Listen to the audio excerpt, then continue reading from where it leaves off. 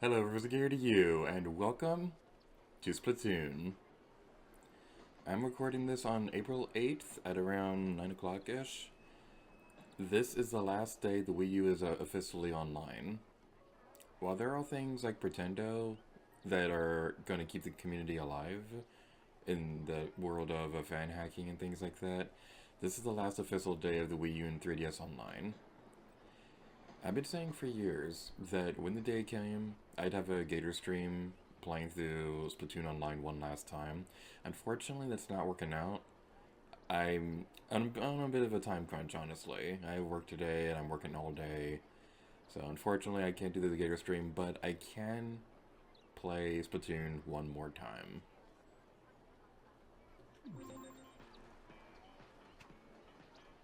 It would help if I connected my Wii U to the internet. That might be a good start.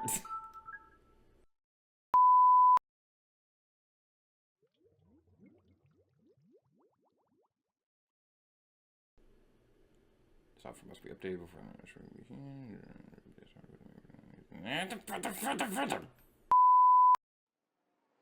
Take 3. Let's go.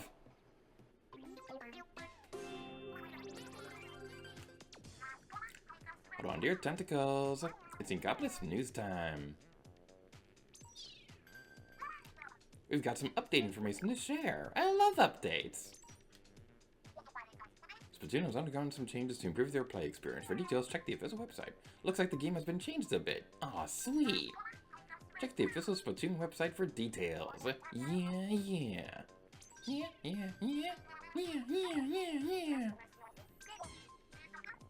This stage is all about close quarters combat. Nah, I'd grab a charger and snipe from high up. From up high. I can't read apparently. Didn't we model swimwear here once? Shh! We don't want people to go looking for the perks. I'm glad we got this one. This one was my favorite of the Squid Sisters conversations. I love this one so much. And now the current ranked battle stages. Splattastic. I remember learning about this place in school. Yeah, we studied in Ink Battles 101. All this priceless artwork is going to be covered in ink. It'll be an improvement in most cases.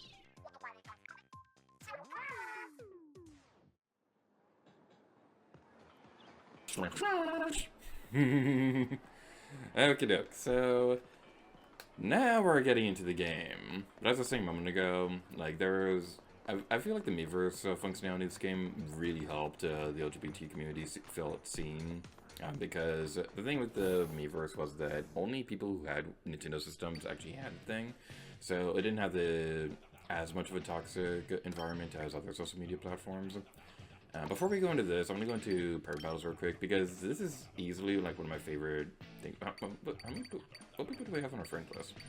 Oh my god, Pancake sold me! He looks so dorky. Hi, Riley! I don't know why they're on the bottom of the list, but hi, Pancake. Hi, James. Hi, Tucker Artist. Gobro's up here somewhere, but we got almost everybody. Now, the reason why I wanted to go into this menu is because, like, this right here, this is one of my favorite details in the Splatoon series.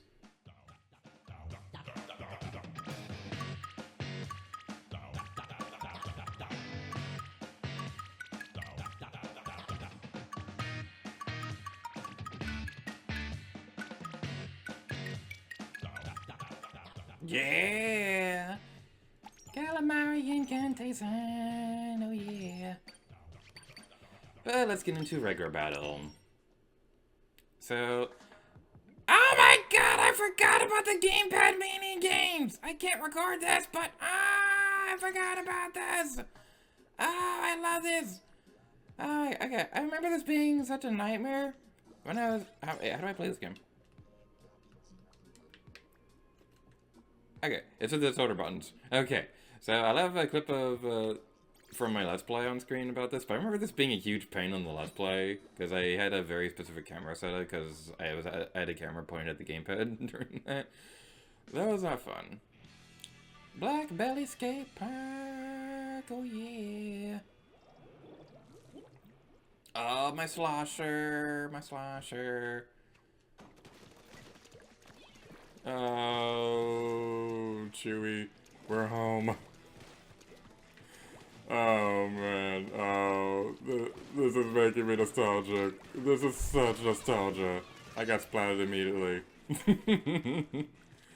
Oh man. Oh, my gamepad. No, the gamepad stuff. Okay. Oh. Okay, I'm sorry for my weird noises, but you have to understand, this game means so much to me. It is so interesting seeing this. I've played Splatoon 2 for so long, like hundreds of hours or whatever, I don't remember the exact time frame. And I've played Splatoon 3 for a while too. Each game still stands on its own. Like, there's still stuff in this game that, like, I feel this game did better than the other ones. Like, I really liked the local multiplayer in this game because they had one player on the gamepad and one player on the Pro Controller and things like that. It was one of those kind of things, and those are always a cool experience on Wii U. But, man, this is cool. I do wish that I did a better video on that. That was back before I really had a good editing system. I'd say that's probably like my biggest weakness from the original Let's Play, because it was still somewhat fairly early on in my YouTube existence, so like I still didn't really have a good editing software. My program, I was using Windows Movie Maker. If you want to date my channel, I was using Windows Movie Maker for the Let's Play. So that was I almost pressed the X button to pull up the menu. So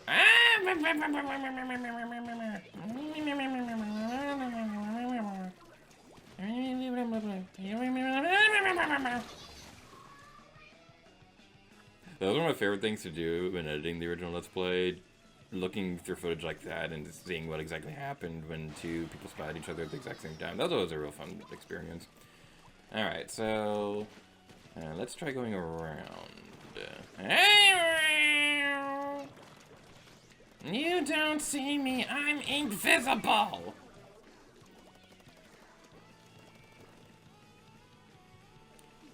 Okay, let's super jump over to you.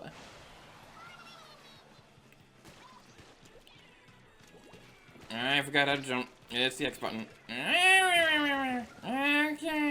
Okay. And between Splatoon 1 and 2, they switched the jump buttons. The jump button in this game is X, and the jump button in Splatoon 2 and 3 is B. They did that because they wanted the jump button to be as close to the... They want that to be because the jump button to be as close to the thumbstick as possible. I don't know if he did that. Ah, there's only one jump! Oh no!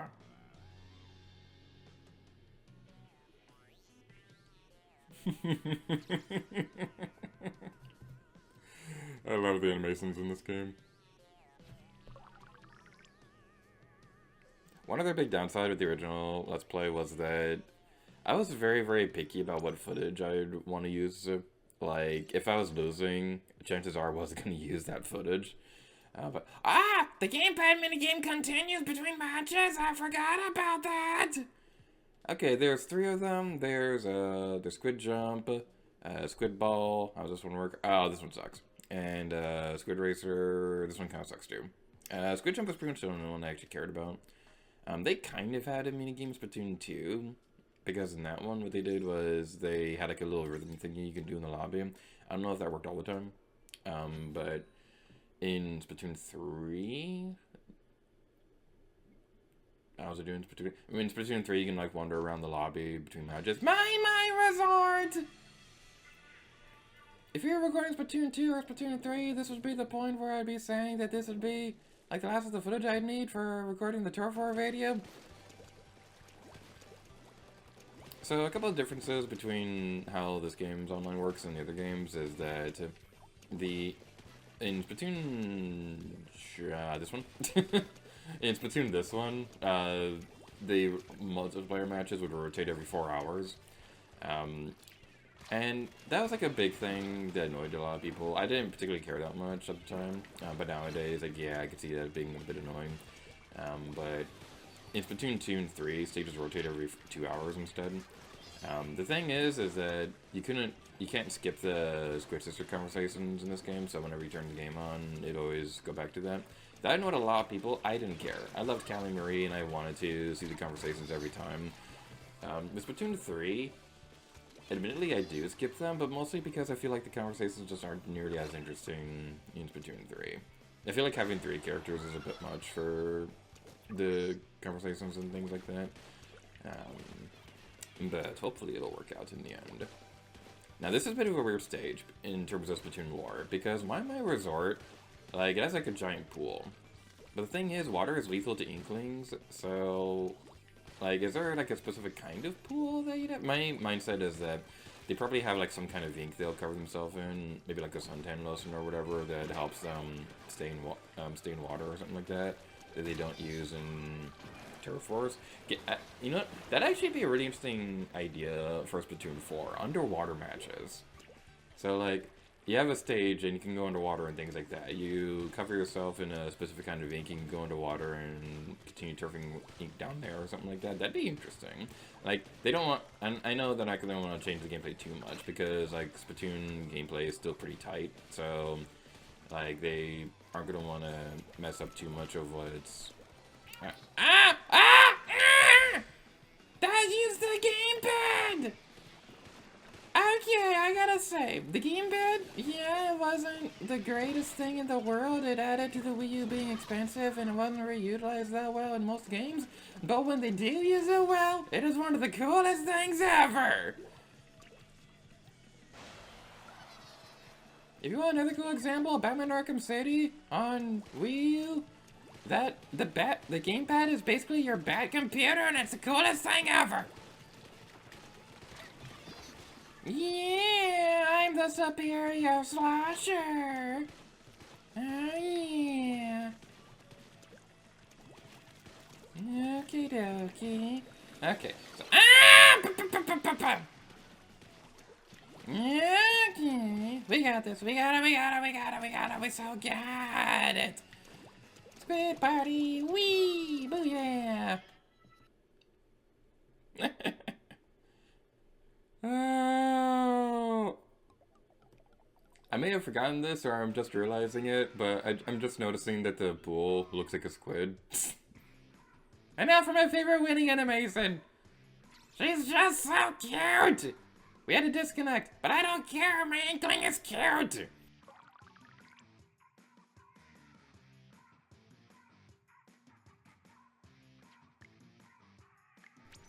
Alright, let's move on over to ranked battles for a little bit. That was so fast! Did it always go that fast?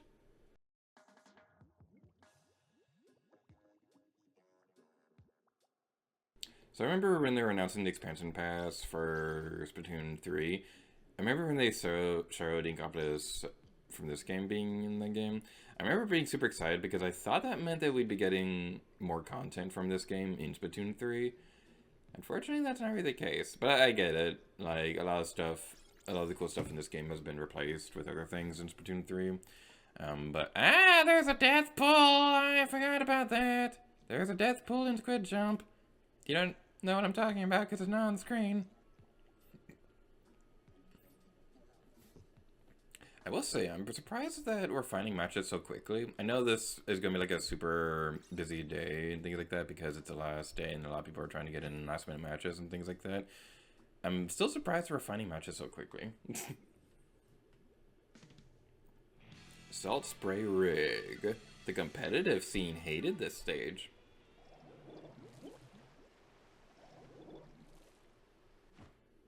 Alrighty then, so with the spot zones, you only really need to focus on one specific part.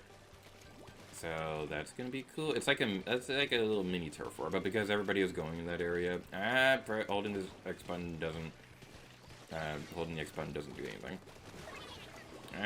Or the jump button, whatever button I'm trying to push.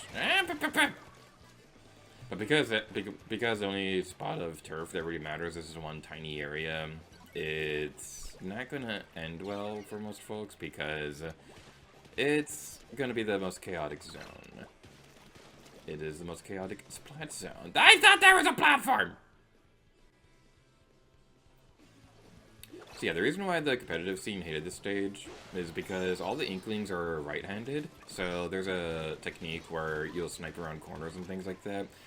The problem with that is that this stage, one of the teams is on the left side.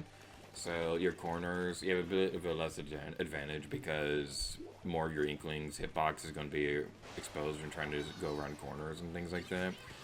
So this stage kind of leaned more towards the right side, and so it wasn't all that fun. I don't think it ever got banned from tournaments or anything like that, but if there was to be a stage banned in tournaments, this one was definitely like a high case for that. Has there been a stage in Splatoon? Ah! Has there been a stage in Splatoon that was banned from tournaments? I don't know the answer to that. Hurry! Hurry! Why are you hurting me? What did I ever do to you? Besides steal your lunch money. Yeah, we're definitely not going to win this round, but I don't really care that much about winning. I just want to have fun with Splatoon one more time. Am I crazy, or did that someone just jump up to 1? I might be crazy.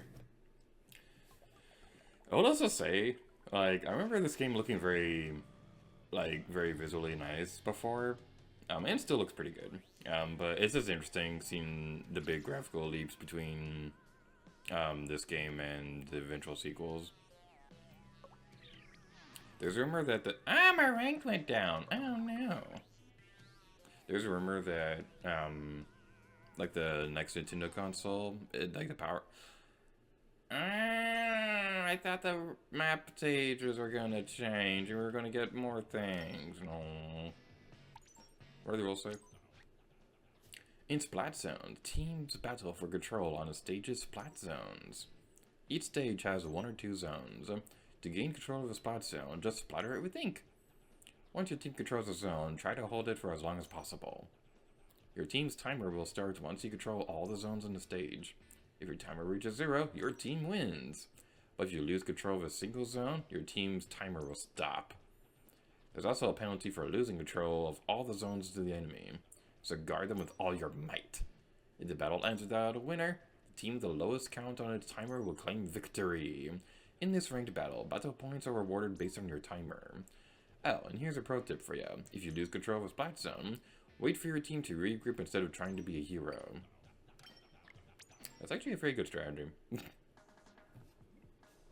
Because, like, if you're going in solo, it's going to be a lot more difficult to stand up against everybody because it's going to be in such a confined area.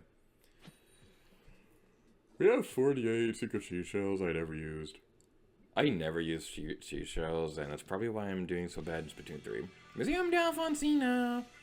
This stage has an interesting history with it because in Splat Zones and Splatfest, I'll point out when we get to it, but there's a statue that if you're playing a Splatfest, there's a specific point in time where it'll make the same laughing sound effect as Clock does from The Legend of Zelda Skyward Sword.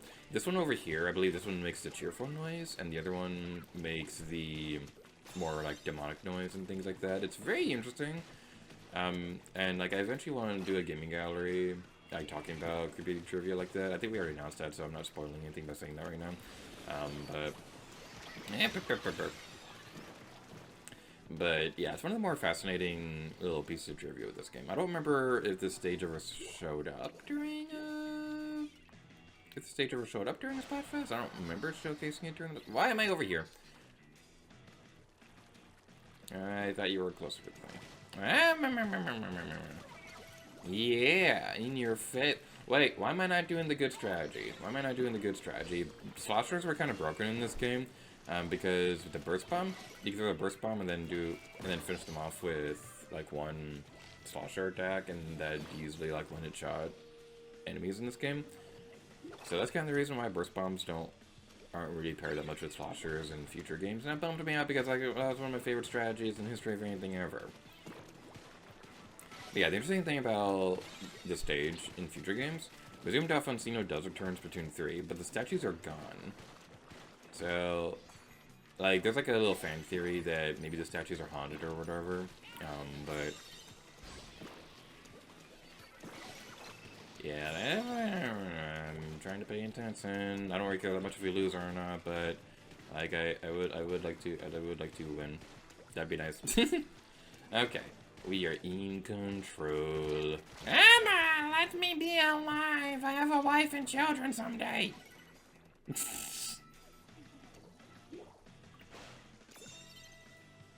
Whee!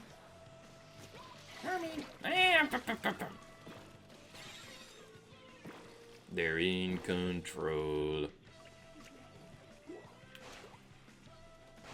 Whee! Are we alive? We're alive. Ah, never mind. I mean, tell it to stop. Alright, let's go over here. So I guess I can talk a little bit more about like my history of Splatoon in general. So the thing is, when the game was first announced, like I really loved the game. I wasn't sure if I wanted to make videos on it yet though. Because like I obviously loved the game, but I'd never done anything with online multiplayer in a Let's Play. So I wasn't really sure if it would be a good fit for my channel. But then there was a Splatfest that was happening, the Steam for SpongeBob. It was the SpongeBob versus Patrick Splatfest, and I knew some way, shape, or form I wanted to do videos on it. I didn't know how, but I didn't know how I wanted to do it, but I just wanted to do it at some point. So I didn't have a microphone hooked up or anything like that, but I turned on my capture card and just started playing Splatoon normally. And then during that, I was thinking, you know what? Maybe this might be the answer. What if I record the footage ahead of time and then commentate over it later? Because my big worry was that I wouldn't be able to focus on commentary while playing online at the same time. Eventually, when I eventually did start the Let's Play, like I got over that fear and was able to do it anyway. So I was able to do that, but I still recorded the post-commentary method of the Splatfest for the Let's Play. My original idea was that I wanted to do Splatfest videos as Let's Play was ongoing. So I'd upload the regular videos and things like that, and then whenever there would be a Splatfest, I'd be like, hey, look, we're recording this for the Let's Play, come join us, it would be super fun. But then Splatfest ended before the Let's Play was even announced, so that was a bit of a fun time. I think the last one was... when was the last one? It happened in July, and my Let's Play didn't start until, like, the following year. So, yeah, that was an interesting time. If I could go back in time and change any big thing about the Let's Play, I would have made it so that I was trying to record all the Splatfests. Because that's my... Oh, wait, we did it! Oh, wait, I wasn't paying attention! Oh, yeah, we are awesome!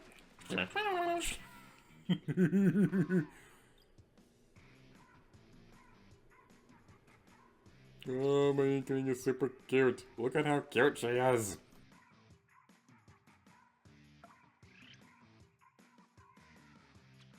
I can live with a B rank. I can live with that.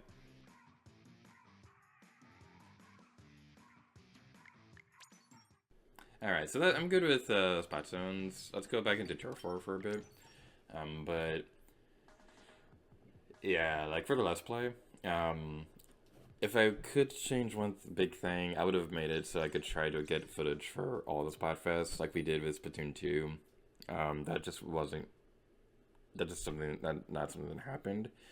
But if I had the idea back then, I definitely would have been able to do it, because I didn't have a whole lot going on in my personal life at the time, so I definitely would have had the time to do it. But yeah, that is one big thing that would have changed. I'm glad that we were able to eventually do that with Splatoon 2, because, like, even in Splatoon 2, we weren't able to do it for a whole lot of time. We did have the Let's Play ongoing by the time the final Splatfests were happening. I don't think that'll be the case with Splatoon 3. I don't know how long Splatfests are going to be ongoing. I hope they stay for a bit, because Splatoon 3... Like, I'm really hoping Splatfest continues Splatoon 3 for a bit longer, because... Like, without going into too many spoilers, the DLC stuff is really cool, and I'm really hoping that we could see the rewards for those in Splatfest for a little bit longer. Because it'd be really lame if they had this Splatfest end just a couple months after Side Order. Because, like, I want to see the reward for that for a long time. Let Splatfest keep going. I could be selfish and make Splatfest go forever, but then my Let's Play would never end. Yeah, like, it's pretty interesting, too, because Splatfest have played a huge role in the lore for the games. So, this game, the final Splatfest was Callie versus Marie. So, the final Splatfest was Callie versus Marie. Marie won the Splatfest, and so she became the main character for the Octo Canyon campaign in Splatoon 2. Callie was the one who went missing. And the developers had confirmed that if it was the other way around, Callie would have been the one, your partner, and Mary would have been the one you'd have to find. So, the thing is, when the game was coming out, I didn't know which one was my favorite. Like, I loved Callie and Marie both equally. I didn't know who was my favorite at the time. But then when the final Splatfests were coming out, they both released like a solo song. Callie had Bomb Rush Blush, and Mary had Marine Time Memory. They were both fantastic songs. I just liked the upbeat energy of Bomb Rush Blush just a little bit more. So that was the big reason why I've always been saying Callie's my favorite Squid Sister. I think nowadays, like, okay, James is not going to let me live this down, but if the game came out today, based on their personality and things like that, I think I would like Marie a little bit more, honestly. I love Callie. I love her upbeat, super cute attitude and things like that. She's so cute. But Marie is sarcastic. I lean a bit more towards sarcastic characters nowadays, so, like, I think nowadays that Marie would be my favorite Squid Sister. But I just love them both so much. Like, Callie and Marie are some of my favorite, just characters in general. So, yeah, like, I always loved them. And then with Off the Hook, obviously Marina was #1, like, all the time. Pearl is great, too, but Marina's waifu, so she's been my favorite. She's my favorite Splatoon character in general. And with Deep Cut, I gotta go with Shiver. Because, again, waifu bias, but also Shiver is blue, and I like blue. Fry is awesome, too. She's super cute, but I gotta go with Shiver. And Big Man's alright. I'm not too fond of Big Man's grand scheme of things, but Big Man's pretty cool, too, kind of. So I think we'll go for one more match. This has been an interesting experience. I could probably actually talk about the history of my username. So, my username, Padre, that was what I came up with when we were little kids. Back when we got the Wii. My mom was asking what we wanted our Mies to be named.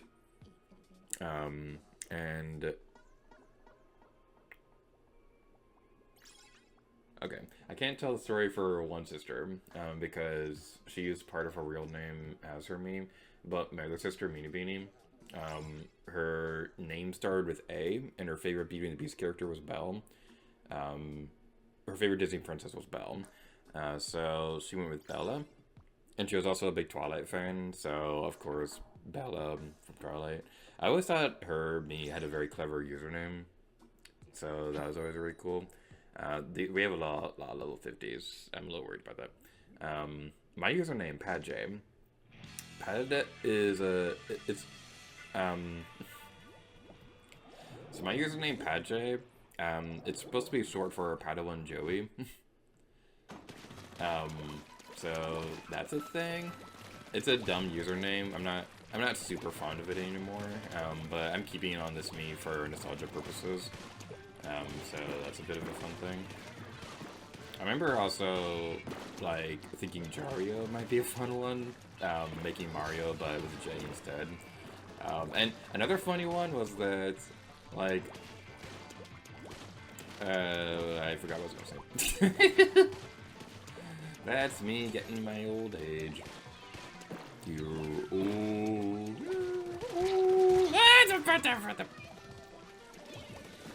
Custom Hydra Splatling.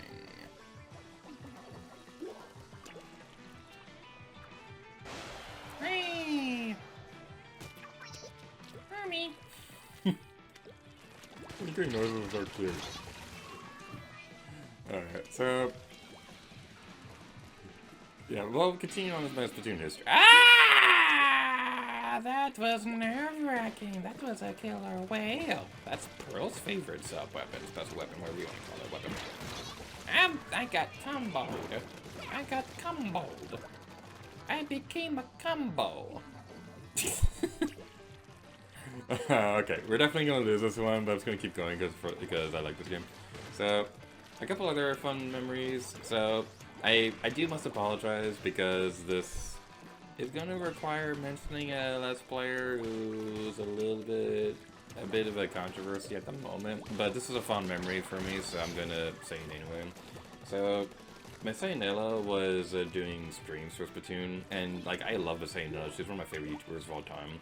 So like she would do Splatoon streams with viewers every now and then. So we would play.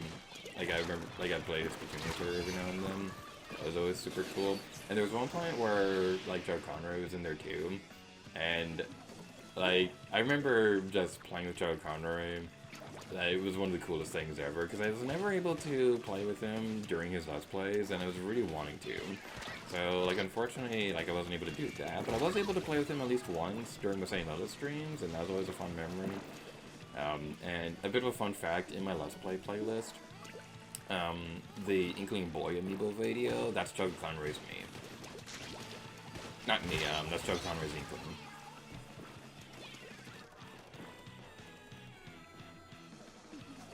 But continuing on from that, another fun memory was I didn't replay this game a whole lot after Splatoon 2 came out, because I just didn't replay a whole lot of Wii U games in general after the Switch became a thing.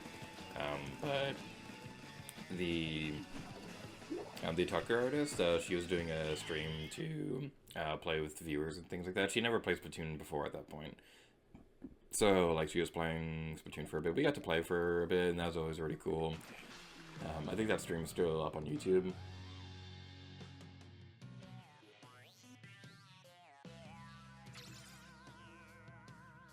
Now that's one big thing that I really miss about these games. I miss the losing animations, because they're such a good way to, like, help you feel better if you lost a match.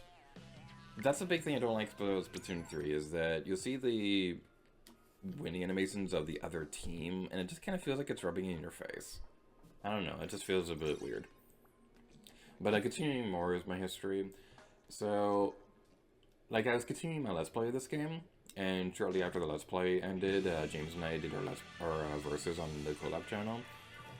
Because we both love Splatoon, so this was definitely going to be like one of the first versus projects we'd be doing on the new channel. So that was a really fun one. Like, I will say, some of our early work on the channel, like, I feel like a lot of it is a bit harder to watch nowadays, especially Mario 3D Land versus. But I feel like Splatoon 1 versus still holds up pretty well if you want to watch it nowadays. It was in that bit of a weird time frame where, like, James and I had obviously done a lot of videos before that. We'd done some collabs on our own channels and, like, for commentary and things like that.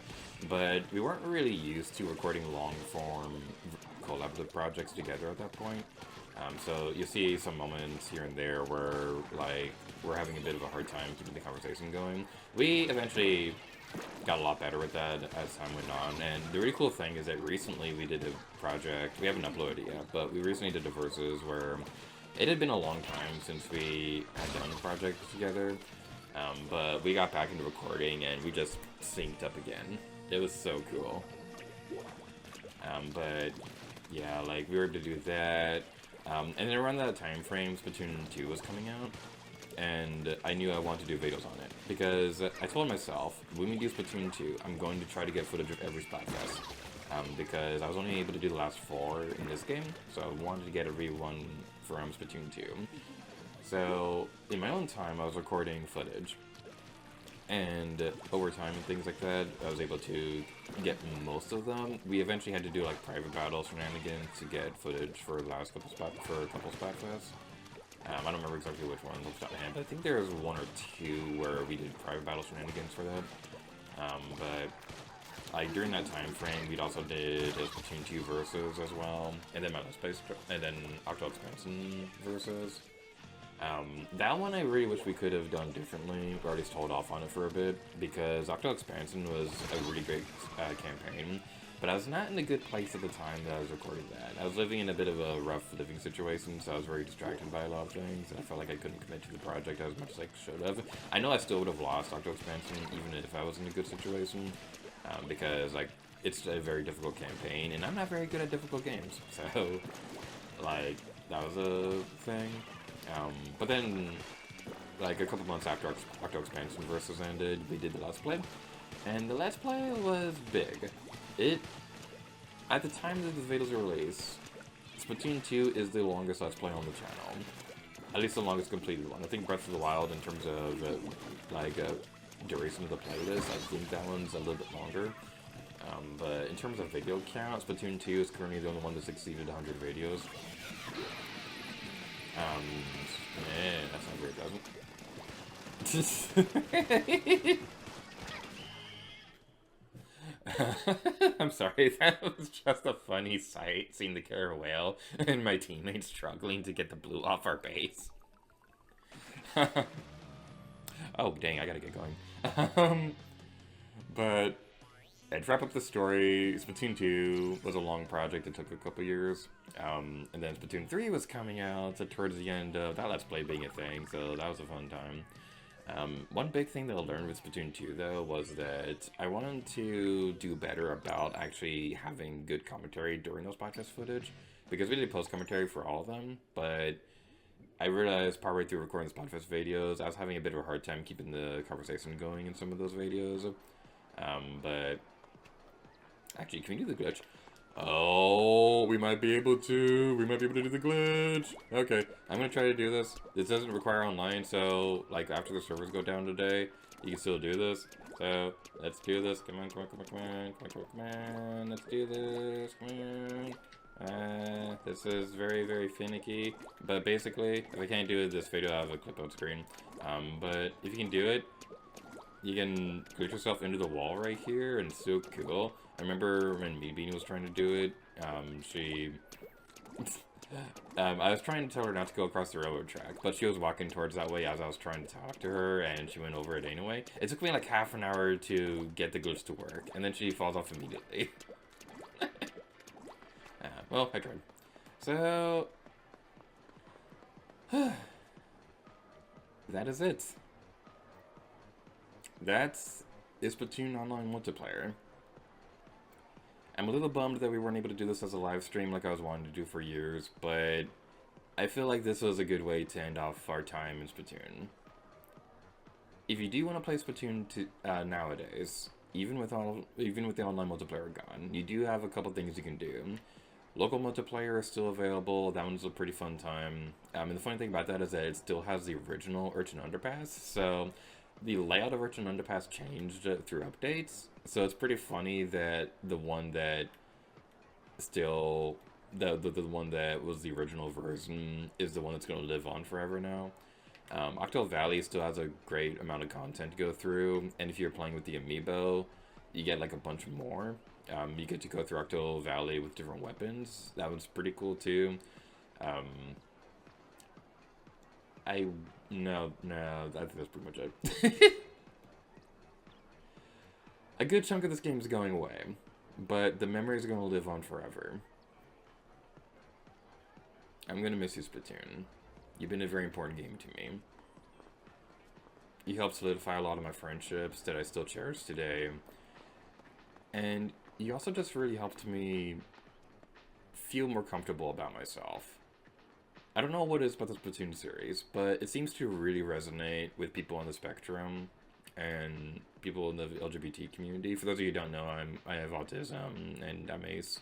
So just something about this game helped me feel seen.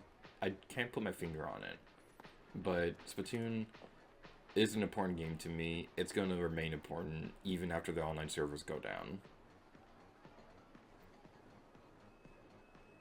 Thank you, Splatoon. And thank you for watching. And until next time,